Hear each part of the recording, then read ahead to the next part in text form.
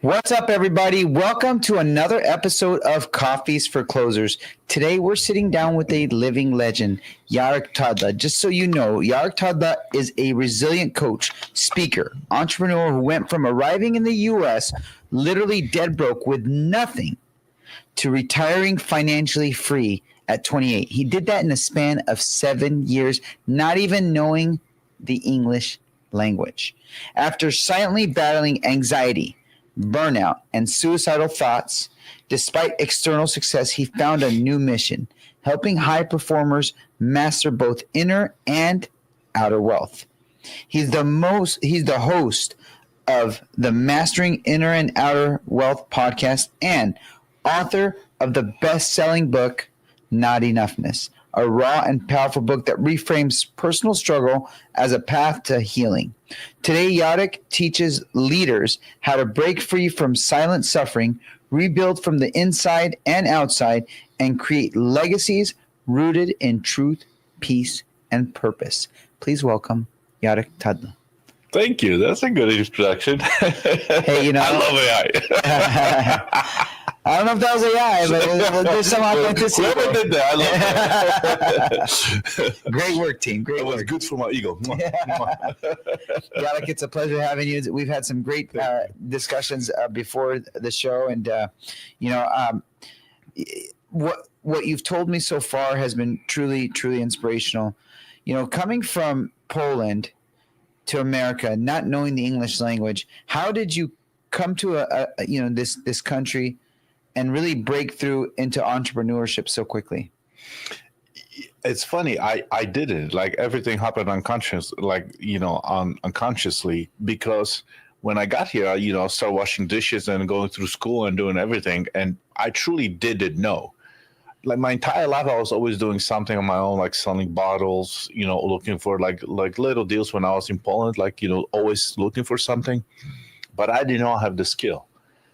And when I moved here, and if anybody's listening to this, I want to know one conversation, like even the conversation here right now, one sentence changed my life.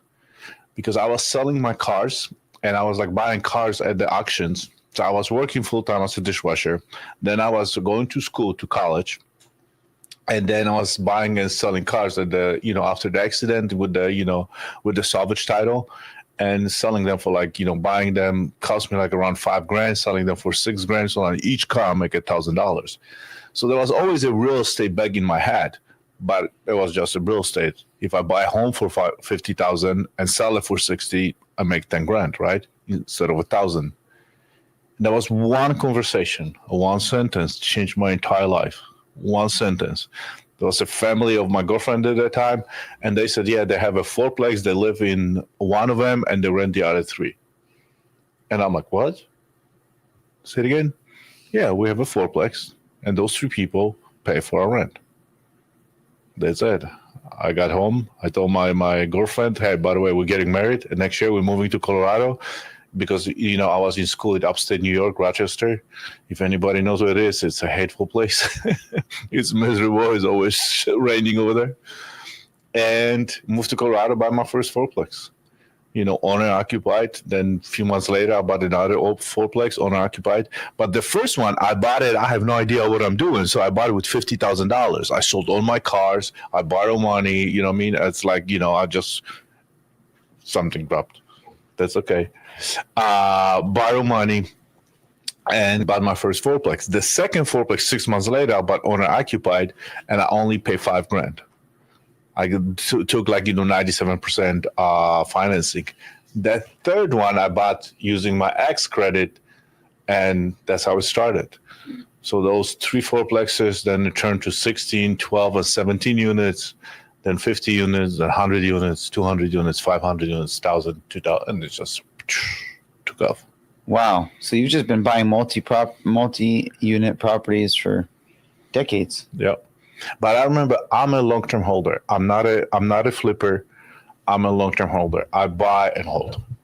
There's not the margins on those aren't much though. You're only making, after your mortgage and everything. But what happens is when you buy something and then you hold it, and then it pays out, because what happened, the interest goes up, and the rent goes up, and the equity grows, and then you just take the money free out, equity, without taxes, and you just reinvesting.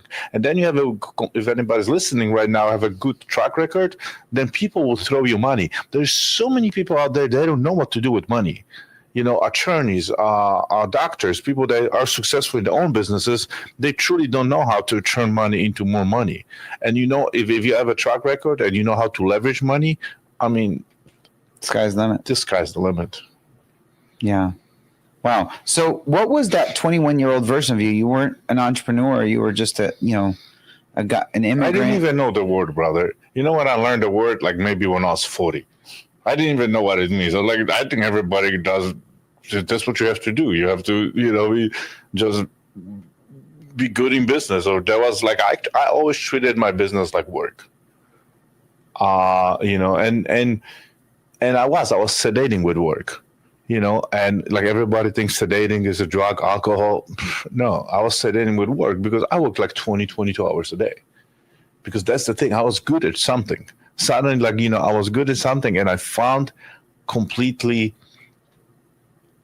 like a high out of it until I completely, you know what, I have enough. I think I have enough.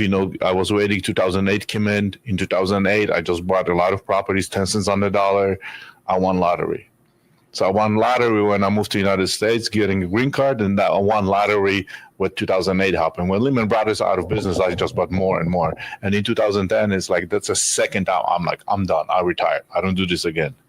And then 2 kids, 3 kids, 4 kids. I'm going to be a dad. That didn't pay out. There was not enough. I was built for more than that. So I started doing Ironman. When I started doing Ironman, then I started sedating with workouts. But by rules of society, you're doing something good because it's like, wow, Jarek is successful. Jarek is doing this. But the only thing, I was escaping truly myself. I didn't want to deal with the demons and all the not enough, the voices, the inner dialogue that I couldn't control. So I needed more and more and more to prove the whole world that I'm enough, that I'm love. And guess what? It never happened. And in 2020, when COVID happened, I got divorced and COVID happened. So, of course, in the COVID, I knew about COVID that is going to happen in October because they asked me to move my money. So when COVID happened, I just went back to work. I started buying more real estate. And 2021, I completely crushed. I'm on the top of the mountains. I'm mentally strong. I'm emotionally strong. I found a connection with God. I don't drink. I don't sedate with drugs or alcohol. I found the love of my life. I built relationships. I'm physically fit, and I'm broken inside. I got sick 3 days, 6 days. Suddenly I ended up in my bed for 40 days, and it's time to go. The demon got me. Almost got on my boat and did the let's dive. But I don't wish anybody to go through the pain. What was the catalyst for you to have that spiritual awakening? When I was laying in bed and when I was going through, there was a lot of wake-up calls with a lot of niches, touching on me. And I call it as the voice. It's the, I have the good angel and the bad angel. But when I almost commit suicide, I heard this voice and it says dude, you have absolutely everything you can imagine. And you want to take your own life? You helping so many other people, you cannot help yourself? And I'm not shitting you right now. 30 seconds later, Jessica, my girlfriend, comes into the room and says word for word. I'm like, are you kidding me? And she opened the blinds. You done. You're coming out. You done. You're not sick. You good. You got to get out of the bed. And I'm like, I got to share my journey. My entire life, I was looking for validation from outside sources, to get successes, to get the kudos, and I'm empty on the inside. And if I have it, none of the hardship happened, none of the death, none of the betrayal, none of the loss, none of the financial struggle. I have everything, and I go through depression and suicidal thoughts. What about people that truly have a reasons to go through it? Yeah, they have. What about the people who have nothing? And Exactly, and they're happy. So I started looking for the journey for the happiness and follow my voice. But it took me probably 2 years to recover from all the stuff. You know, I'm still, you know, what I'm telling that I'm like alcoholic, I'm workaholic, and now I'm a recovering depression holic. So it's like, you know what I mean? Everything I've done, it was always to more. And I just realized now the more is less. So, you know, the life, if we could just get our life to be more simple, we'd be more happy. And the more we complicate, the more that we desire things that we don't need to impress people that don't care about us. That's really, but you know what? A lot of entrepreneurs, because that was my bubble, right? We are people pleasers. Okay, yes, we do this for ourselves, like you know, but we just do it just this for employees, this is for the kids, this is for wives, we do everything for everybody. We don't do it for ourselves. Can you imagine? I'm 53 years old man that every single day I date myself. I truly take myself on a date, and it's my time. How do you date yourself? I'm curious for myself. I truly like, this is an hour, nobody can interact. I don't do the phone, and I stay with my own tasks with myself. I don't run the errands. You work out. I don't. No. I do that anyway. No, that's what happens is when you stillness and boredom for entrepreneur is the best shit ever. But because we cannot, we think we can only work with chaos. Chaos is our friend. No, chaos is not our friend. We hate to be bored and we hate to be still. And this was the best idea, the best creative it comes. And we feel uncomfortable. When I sit down first time, when you're successful, you have a lot of, enemies, right? So I have a deal that went sour in Dominican Republic, and I got under, the guy got me under red notice, Interpol notice.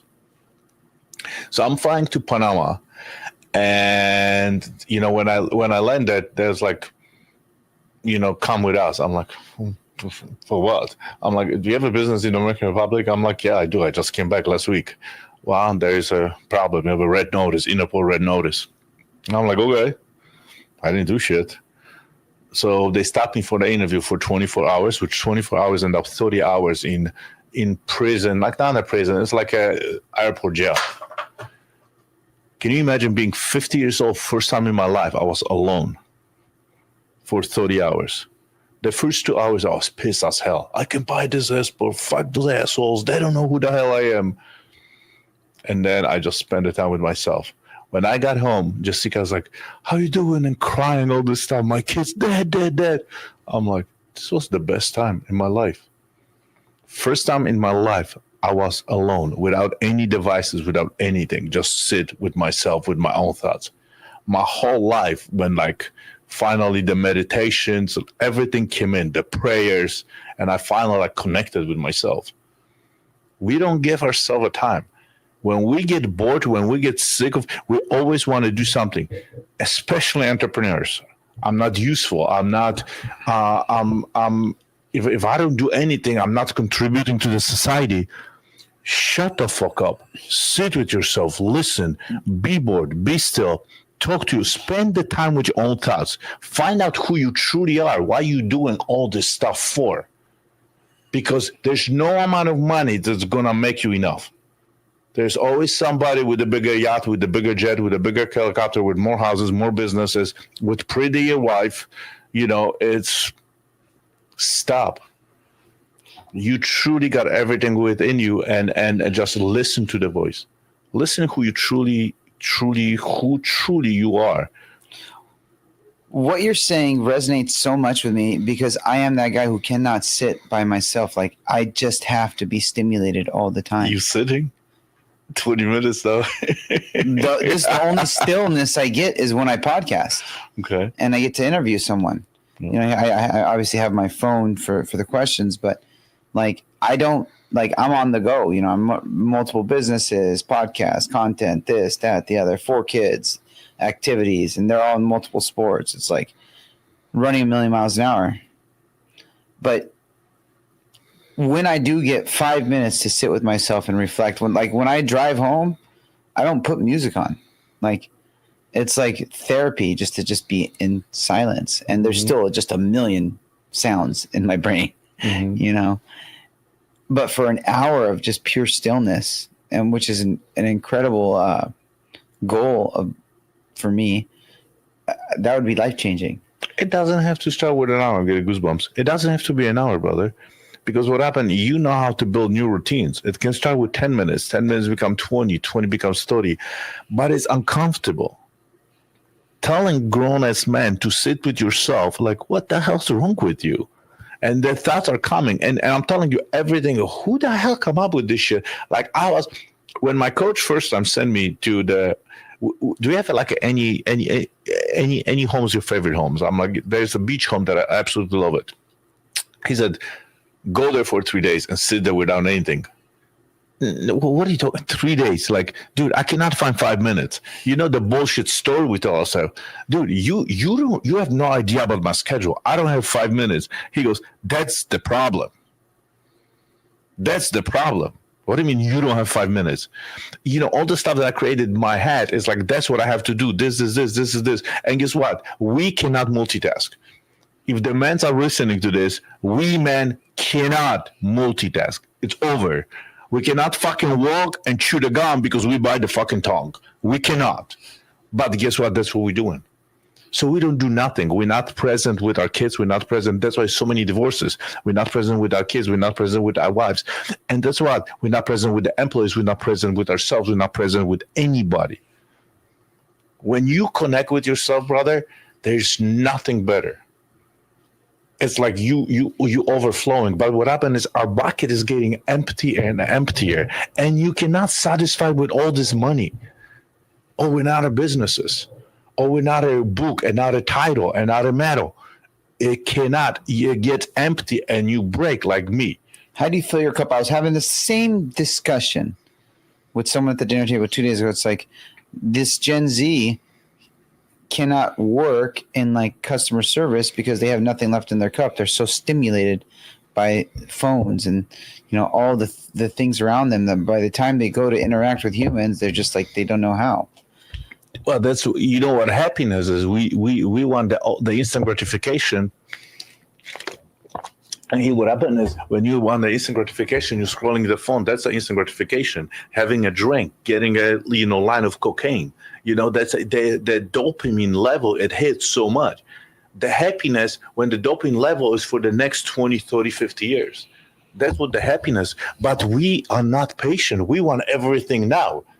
You want a car, let's buy a car. Well, you cannot afford it. Well, fucking, let's get a credit. Let's buy a home. Let's buy a business. Like everything. And we over leverage ourselves financially, emotionally, mentally, spiritually. Yeah, God, I got the time for this. Read the Bible. Yeah, I got the time for this. What about the kids? Yeah, we're trying to rush it. Slower, brother, is faster. Try to build a business when you slow down. It's next level. Try to build a relationship with the wife or with your partner or with the kids.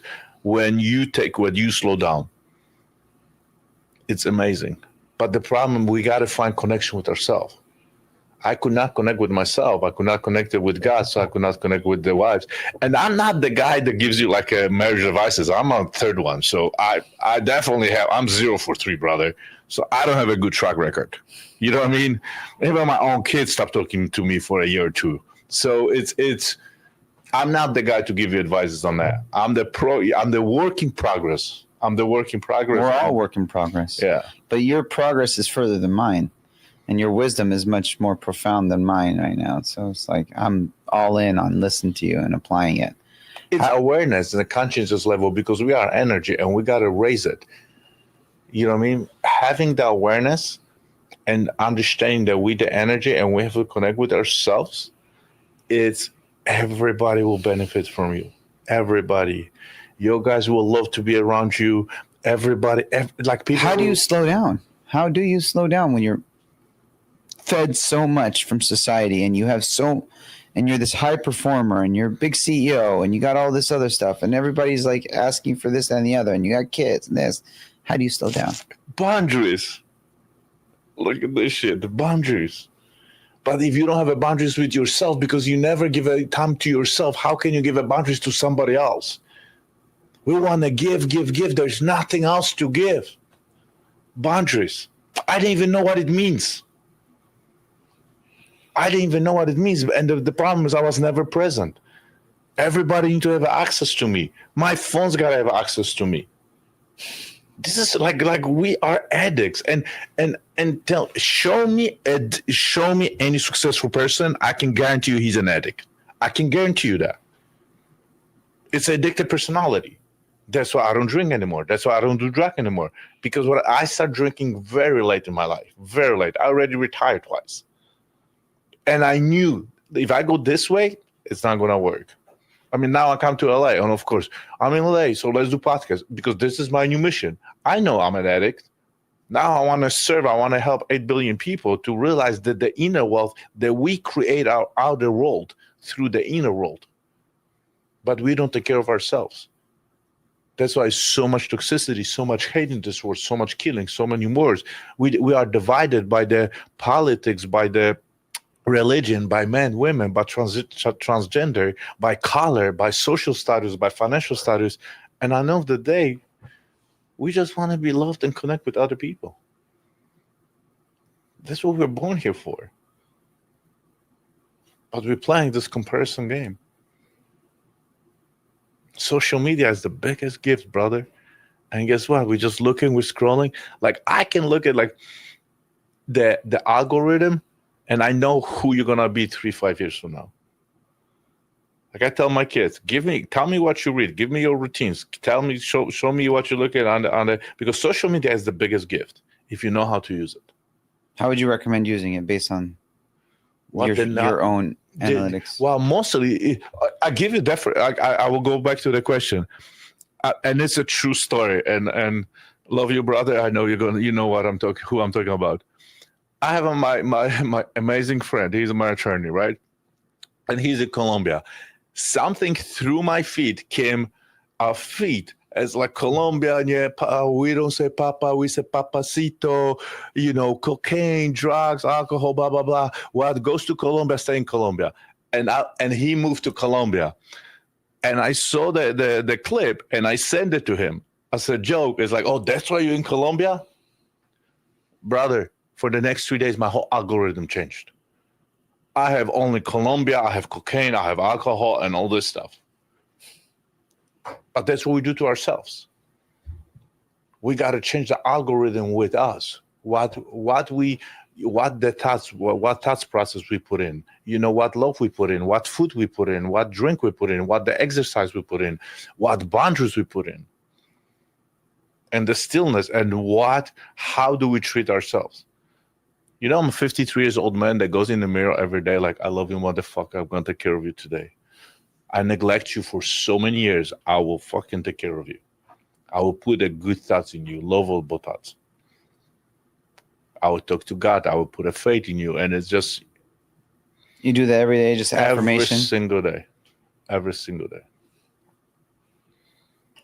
We do. If you are full, everybody will benefit. Can you imagine like running on the empty tank in a car and you're on the highway? It's like it's a traffic and there's nothing. Like fuck. How am I gonna get there? I don't know how to get full. I don't know how to fill my cup. It's like, especially after you get a divorce and you're kind of like searching again for meaning. Because I'm like you. It's like here I am. It's like success, money, all that. We got that. Now here I am, like building a brand, podcasting. It's like a totally different venture. Not paying. It's like my contribution to society, trying to like impact the world. Yet you're still trying to fill your cup. Because see, what happened is when you get to divorce, like when that happened, right? To me, divorce happened 6 years ago, right? You have to understand my definition of love. It was my wife and my kids. This was my definition. Yeah. And now suddenly I'm 48 years old man and it was taken away. 48. It was taken away from me. Yeah. Anything I ever put a vocabulary in love, that's what it is, that I need somebody to love. And the little Jarek was fuck you, asshole. What about me? Where are you going to take care of me? But it took me years after divorce, after all this stuff, to find out that I'm the most important. If you tell people selfish, it's a bad word. You know what? It may be, but if you don't take care of yourself, you're not going to be able to take care of anybody else. Love is loving you. You are love. You are abundance. You don't need anything from the outside. Anything can be taken away, not you. If there's bankruptcy, there's bankruptcy, there's, a hardship, anything's going on, the kids, the wife, you lose close one. It's normal. It's going to happen. But nobody can take away you. You contextualize it in a way that's so understandable. It's like your wife can leave you. Your kids will leave at some point.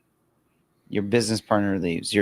Everybody moves on. And it will happen. But you don't move God on. will send you the obstacles to teach you a lesson.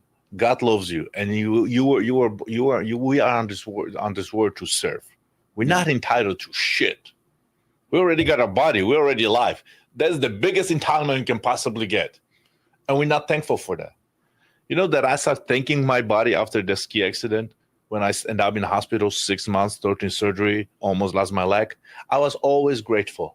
I never thanked my body. I never thanked my heart to beat. I never said that I thank you that I have hands, that I have a brain, that I can comprehend. Never said that. I have to go through tragic accident to like, holy shit, I'm alive. I have a leg, I have a hand, I have everything else. Was it the ski accident that created this transformation? Was that a catalyst? It was, you know what? It was the first obstacle that I missed that God sent it to me, Jarek. It's time to wake up. Get out of the bubble, the reality, the delusional reality that, from the outside world. That was the first, but I did not get the message. So this was first was the skiing. Then it was divorce. Then after divorce was losing my kids for a while. That was like that was like. How do you lose your kids for a while? They just decided not to call you, or there's an issue? Well, remember, I have two older kids. So what happened is, they remember when I never played because remember, I was never present father. So when I played the role, well, yeah, Dad, I want to do this. Well, you got everything, So it's like, well, but I want to go to daddy, father dance. I'm like, well, I don't do that. But all the fathers do. Well, do they live like us? No. So, I was like, Dad, I want to talk to you. And I was like, I'm in the man cave. I just did 100 miles on the bike. I don't have time for that. My kids want me. So they never have a message for me. They always have mom is to raise you. I'm here to protect you and make sure that you have everything, provided. So I did my work. The kids' language, love, is not a love, it's time. But I never give them a time. So when divorce happened and mama have all the dialogue for, 10, 15, 16 years, they were older, guess what? They listen to mom. They don't listen to dad. Who are you now? You're going to, now you father? Where you were for the last 16, 18, 12 years of my life.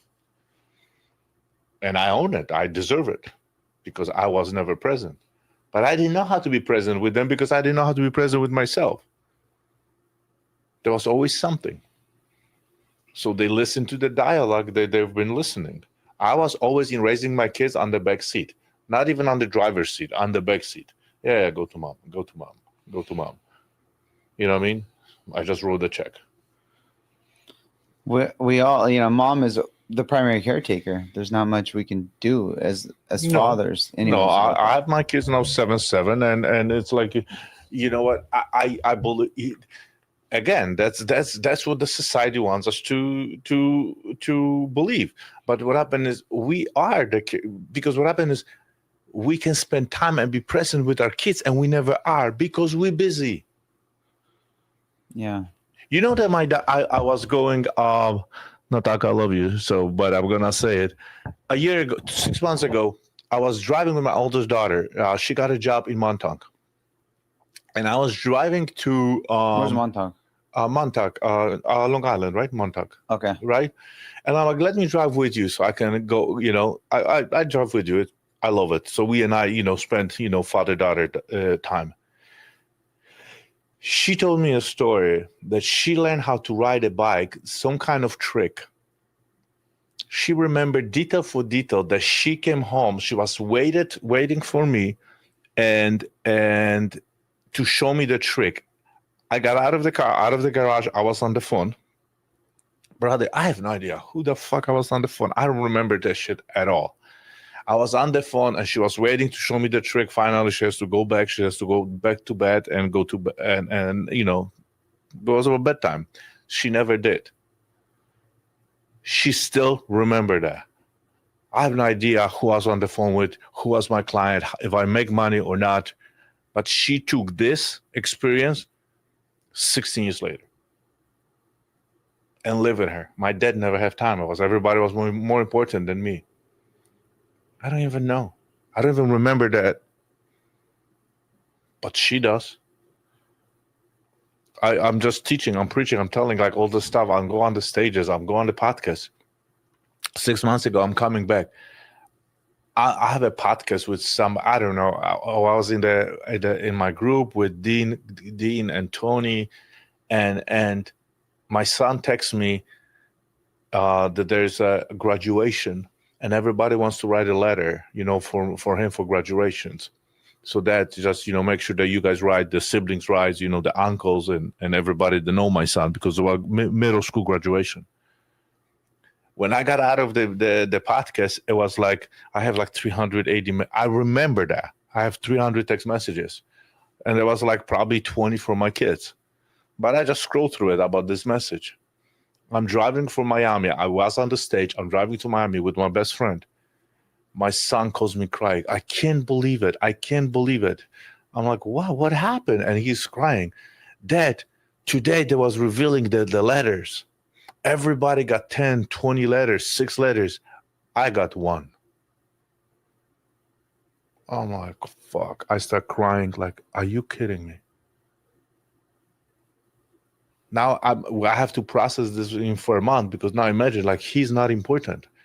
He got, how many uncles he has? And he's got 4 siblings. He got 1 letter. Just out of my house, he could get 6. He got 1. He trusted me. He sent me the text message because he knew I'm going to send to my brothers. Just for my brotherhood, he will get like 100 letters. He got 1. Because Dad wasn't present. Dad scrolled through the text messages because, he got now 278 text messages. And that's what we do. And I could hurt my son for the rest of his life. I wasn't never important. I was never enough. My dad never cared. My dad never loved me. Dude, I was in the podcast. I got 380 text messages. I can give you a lot of excuses. He doesn't care about those. No. But that's what we do to ourselves. I'm getting goosebumps. That's what we do to ourselves too. The loved one are waking us up, but we don't listen. Son, daughter, you don't get it. Like I have my third wife goes like, I don't care about the money. I just want you. Yeah, because we have all the money. Shut up. Well, I'm going to learn the lesson. We want to do everything for everybody, nothing for ourselves. When we become priority, when we become present with ourselves, then suddenly, even being at this, I'm present. I have a lot of this going right now. I can be my head somewhere else and be here. I'm like, when the fuck this is going to finish? It took me years to learn this too. I'm on the high spectrum of ADHD. Me sitting here is like a more than you can imagine. Yeah, me too. Yeah. Super high performers are always at the high spectrum of ADHD. It's a gift.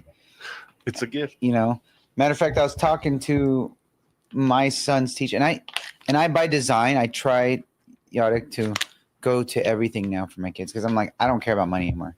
Like I'm gonna go to practices. I'm gonna go to this. But do you go when you're on the phone? That's the problem.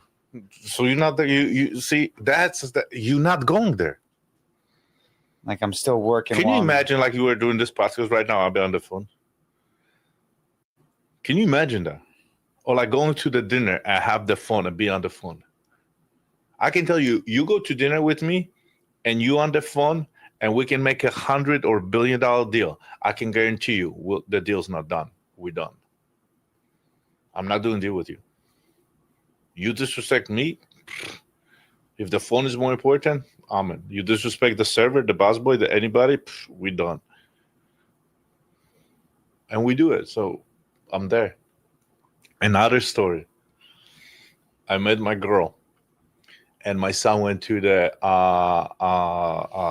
dentist, and I told him, that's a good one. And I told him, son, after the dentist, we're gonna go rollerblading, and we're gonna go for breakfast, and I'm gonna take you to school. We went rollerblading, went for the breakfast.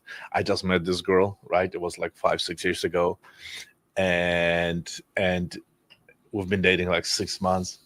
And she asked him a question, Patrick, so what do you like to do with your father? I'm like, oh, fuck yeah. Watch this shit. Watch. He's going to say, we're going to the, all the all the Miami Heat games.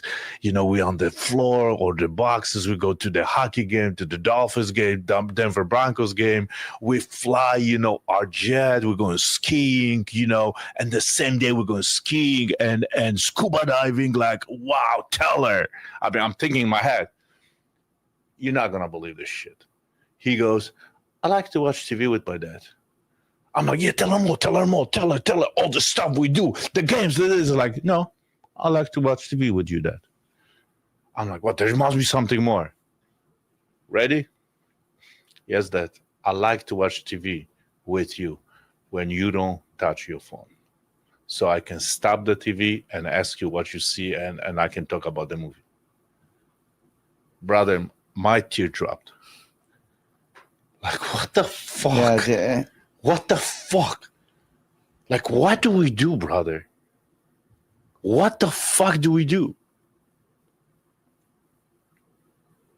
We do this shit unconsciously, but we do it with ourselves too.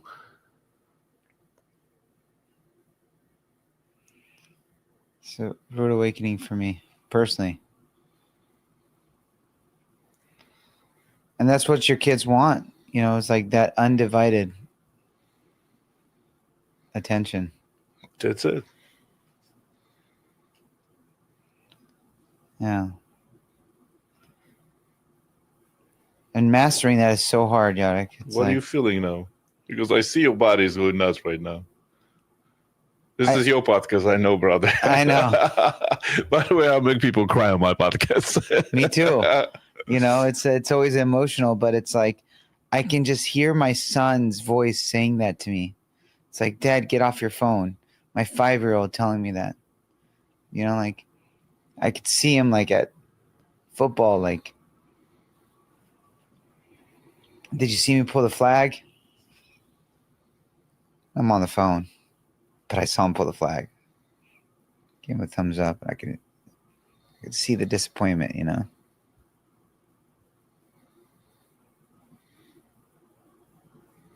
sucks. Remember, we're all guilty. Yeah. The devil gives us bribes, a little bit this, and then we're just in it, and we're in the game.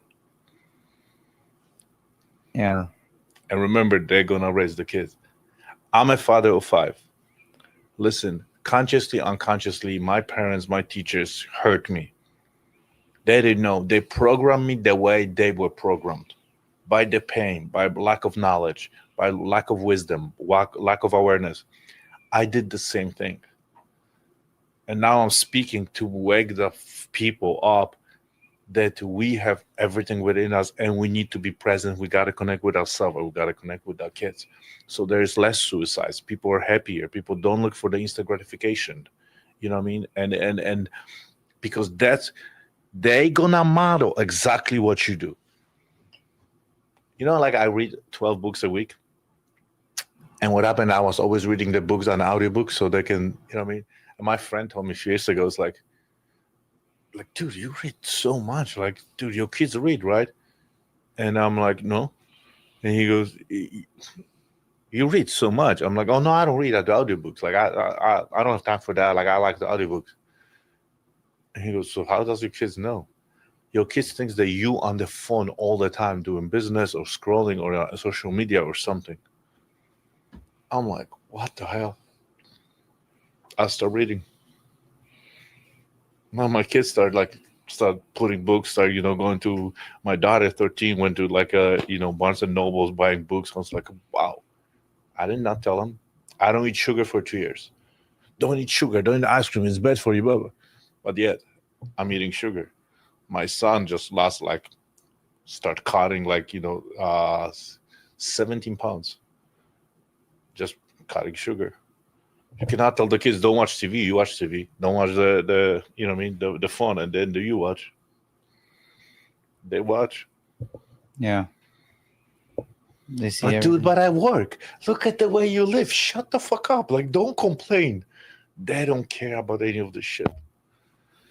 Seriously. They better be with me at the economy class in the last row of the seats than on my private jet, and that's what I care. That's what I want. Tadla kids don't wait in line. They do now. I met my girl. We're flying to Poland. We're in the first class line. And I'm like, no, come here. This is a line. This is I pay $6,000 for the ticket to go to Europe. And he goes like, no, I'm back over there with the economy. I'm like, no, this is ours line right here. I pay for it. This is the. And she goes, we're still going to the same place. We're still getting on the one plane. I'm like, what the hell is wrong with you? We're entitled to all this stuff. So now with your kids, like you're present, no phone. Brother, I'm still screwing this up. We just talked before the podcast, right? It's like you got to do better 1% every day. You will screw up. I just screw up like a few months ago with the letter. I screw up all the time. But catching and knowing and having the awareness. I want to be present. I'm trying to do everything. I'm trying to make up the time that I lost.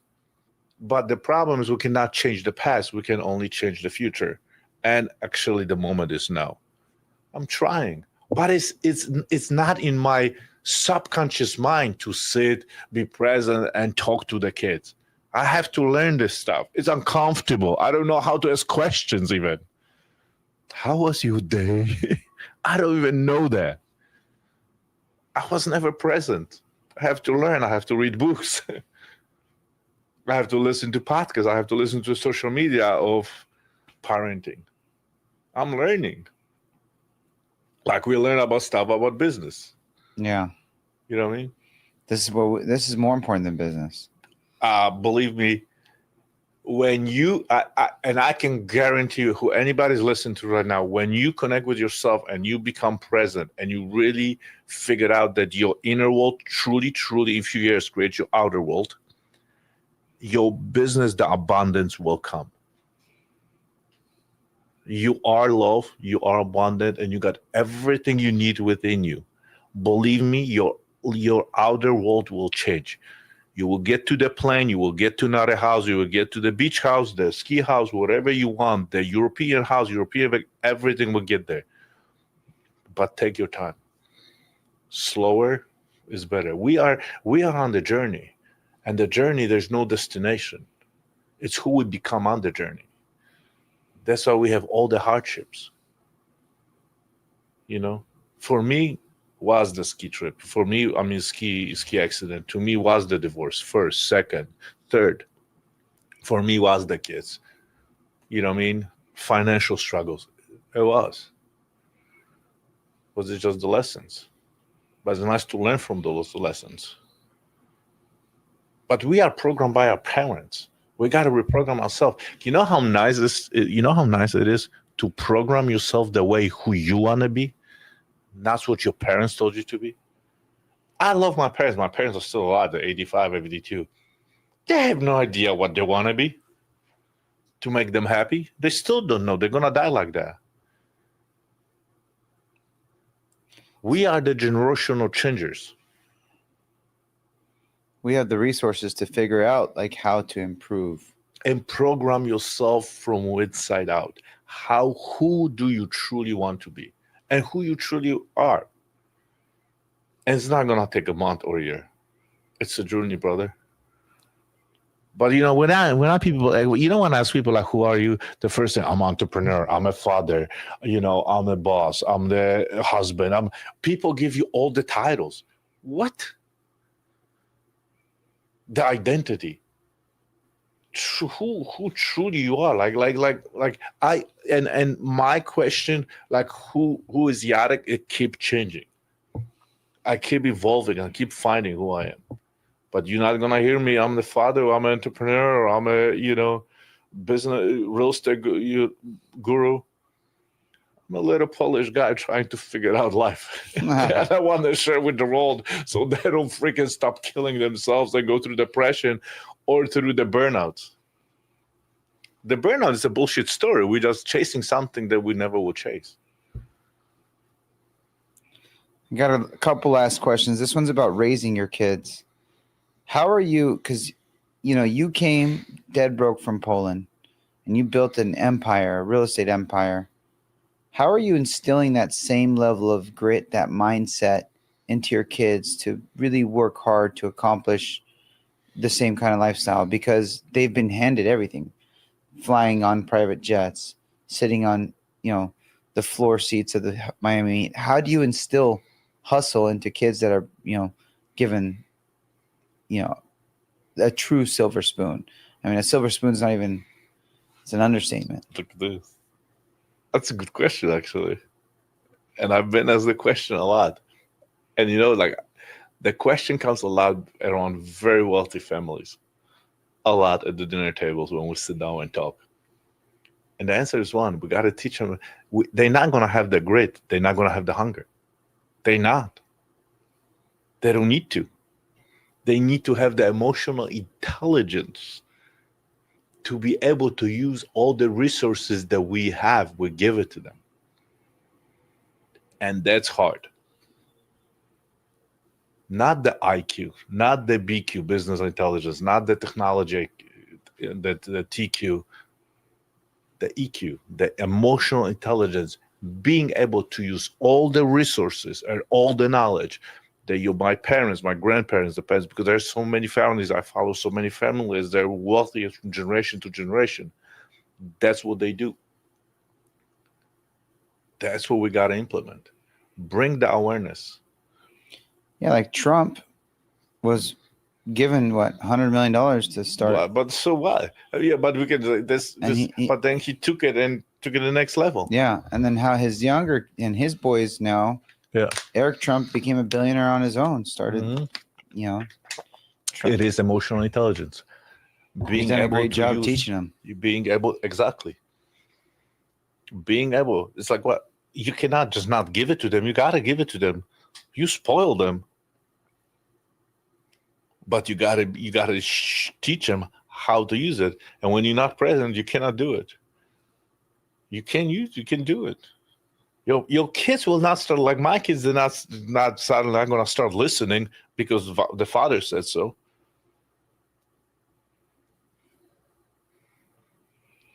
Couple last questions.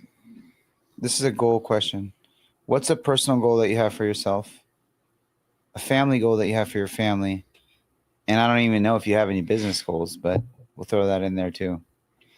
My personal goal is to reach 8 billion people in this world, to help them to find themselves, find their purpose and fulfillment and happy life, to get out of the devices and the algorithm for the instant gratification and quick dopamine hits. So reach people to enjoy the journey, not the destination, and the person they become on the journey. So that's my personal. I want to reach 8 billion people. Am I delusional? Maybe I am, but that's my goal. And it wakes me up every single morning. What is a goal for my family? Definitely reunite them, help them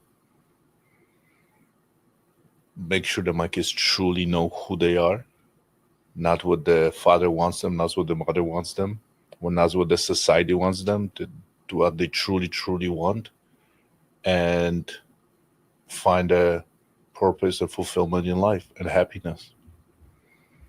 For business,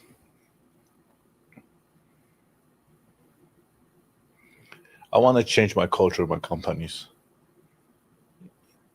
So it's very hard in business be not transactional, but just change the culture. Like my emphasis will be just whatever I'm teaching, I'm preaching when I'm gonna go on the stages, my books, it just change the culture of my company and be more present and spend more time with them.